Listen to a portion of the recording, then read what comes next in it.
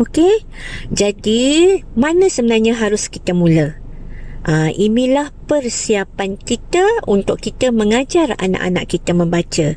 Yang pertama iaitu kita mestilah bersedia untuk menjadi ibu bapa sebagai guru pertama anak-anak. Bukan cikgu tadika, bukan orang lain, bukan jiran belakang rumah kita, tapi kita adalah guru pertama anak-anak. Itu yang pertama. Bila kita dah faham, kita dah sedar, kita tahu kita adalah guru pertama anak-anak, maka kita akan menyediakan ruang serta peluang kepada anak kita, tempat yang terbaik untuk anak kita diberikan rangsangan, iaitu rumah kita adalah sekolah pertama anak-anak. Bukan rumah mak ayah kita, bukan rumah saudara kita, bukan sekolah. Maka jenguk-jenguklah rumah kita. Adakah rumah kita bukan nak set rumah kita jadi macam sekolah. Tak. Okey, kita nak set rumah kita tu adalah rumah yang penuh dengan kasih sayang, rumah yang penuh dengan rangsangan, rumah yang penuh dengan bunyi-bunyian, okey, komunikasi, interaksi, sebab kita nak menyediakan anak kita supaya nanti dia bersedia untuk membaca. Okey? Adakah ibu bapa semua bersedia untuk kita berikan yang terbaik untuk anak-anak kita? Yang ketiga adalah mula beri rangsangan kepada anak kita sejak anak kita bayi lagi. Rangsangan apa? Rangsangan beli phone ke? Bagi phone dekat anak, dengarkan YouTube dekat bayi? Adakah itu? Tidak.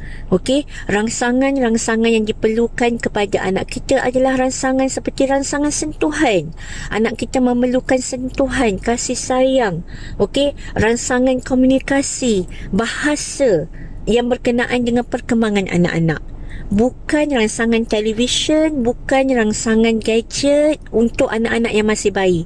2 tahun ke bawah diharamkan anak kita untuk diberikan gadget. Okey, dan meletakkan anak kita di hadapan TV daripada bayi. Jangan, please ibu-ibu semua. Bila kita beri rangsangan yang sepatutnya, insya-Allah anak akan belajar membaca dengan lebih baik. Namun jika anak-anak kita tidak diberi rangsangan yang sebaiknya sejak daripada bayi, daripada bayi lagi kita dah bagi dia gadget, kita tak bercakap dengan dia, kita tak beri sentuhan dengan dia, kita tak berinteraksi dengan dia, kita tak bacakan buku pun untuk dia, maka nanti bila tiba masa sepatutnya dia sudah pandai membaca, anak masih lagi tidak pandai membaca. Bukan sebab kita tak tahu metod, kita salah bagi metod, tak. Sebab tiada rangsangan sejak daripada kecil lagi. Daripada rangsangan-rangsangan ini yang kita berikan, sebenarnya kita dah boleh detect kalau anak kita ada masalah. Okey, jika kita bercakap, berkomunikasi, berinteraksi dengan anak kita, kita akan tahu anak kita ikut perkembangan ataupun tidak mengikut perkembangan. Jika pada umur 2 tahun anak kita masih lagi tidak ada eye contact dengan kita, ini menandakan anak kita mempunyai masalah. Okey, kerana anak kita masih lagi tidak ada eye contact dengan kita, masih lagi tidak mengeluarkan perkataan yang mudah pada umur 2 tahun. Sebab ini berlaku dan telah banyak kes yang saya hadapi, saya handle di sekolah saya, dengan ibu-ibu yang saya jumpa dalam ceramah-ceramah saya. Okey, 4 tahun masih lagi tak boleh komunikasi, tak boleh lagi nak catch up apa yang teacher beri arahan contohnya. Okey, jadi bila benda ini berlaku, apa yang saya buat? Saya akan tanya kepada ibu bapa, adakah rangsangan diberikan sebaiknya, secukupnya kepada anak-anak sejak daripada bayi lagi? Ini ramai yang tidak sedar. Okey, jadi inilah persediaan kita untuk kita buat, untuk kita lakukan kepada anak-anak kita sebelum kita nak pilih metod, sebelum kita nak pilih sekolah, sebelum kita nak pilih buku untuk anak-anak kita. Ini yang sangat-sangat penting.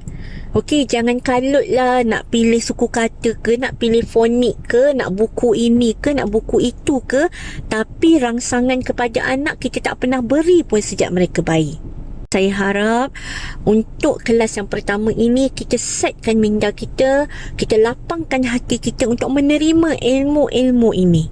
Okey, kita flashback balik, throwback balik, apakah benar ataupun betul apa yang sedang kita lakukan sekarang. Okey, jangan kita asyik duk paksa anak kita yang berumur 4 tahun, 5, 6 tahun ini baca, tapi sebenarnya anak kita tak bersedia lagi. Bercakap pun tak settle lagi, communicate dengan kita pun tak tahu lagi, tak faham arahan, tapi kita paksa je baca. Bila anak tak pandai baca, kita marah je.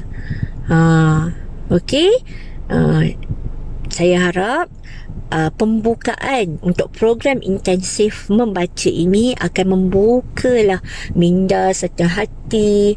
Okey, mudah-mudahan ibu-ibu semua akan dapat satu jalan, okey, di mana kita walaupun rasa macam alamak, macam dah terlambat je, tidak ada istilah terlambat dalam mendidik anak-anak. Sekarang kita sedar, sekarang kita buat. Okey ibu-ibu, ini adalah pembukaan, dan jika ada persoalan, okey, jika ada perkongsian, bolehlah kita berkongsi di dalam grup ini. Terima kasih semua.